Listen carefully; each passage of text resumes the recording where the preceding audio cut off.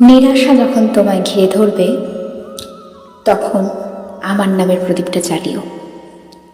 যখন চতুর্দিক থেকে তোমাকে সব কিছু যেন তেড়ে আসবে, গ্রাস করতে আসবে, তখন তুমি আমার নামের মালা নিজের গলায় ধারণ করে নিও। মানে বুঝবে, আমার নাম স্মরণ। এই এক সাই সাই নাম জপ। আর তো কিছু বলিনি, বড় কঠিন কিছু বলেছি? আমার নামটা জপ করলে তোমার বাধা বিপত্তি যা কিছু আছে কিচ্ছু আসবে না। এমন কোনো শক্তি নেই যে তোমার গায়ে একটা আঁচড় কাটতে পারে।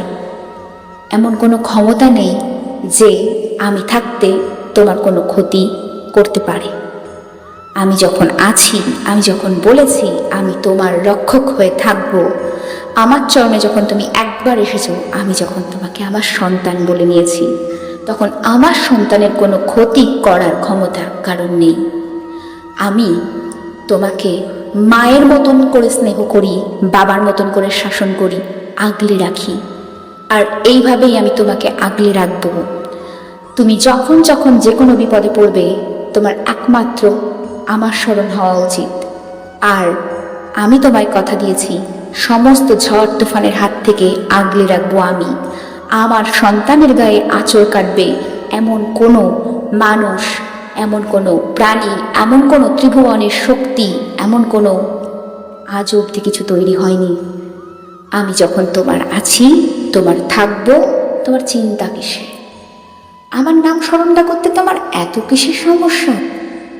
আমার নাম স্মরণ করতে কত সময় লাগে? সাই সাই সাই।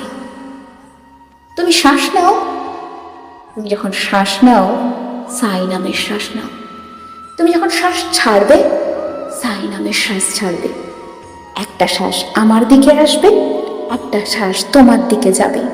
একটা শ্বাস তোমার সাথে আমায় জড়বে, একটা শ্বাস তোমার ভিতর থেকে তোমার যত কালিমা, দুঃখ, কষ্ট সমস্ত কিছুকে বার করে ধুয়ে মুছে সাফ করে দেবে।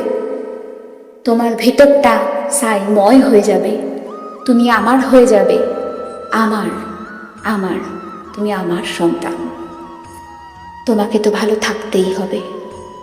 চিন্তা করো না, যেদিন আসছে সেই দিন তোমার জন্য খুব ভালো নিয়ে আসছে। সামনে গুরু পূর্ণিমা, আমার পুজোর জন্য তৈরি হও। ভালো থেকো।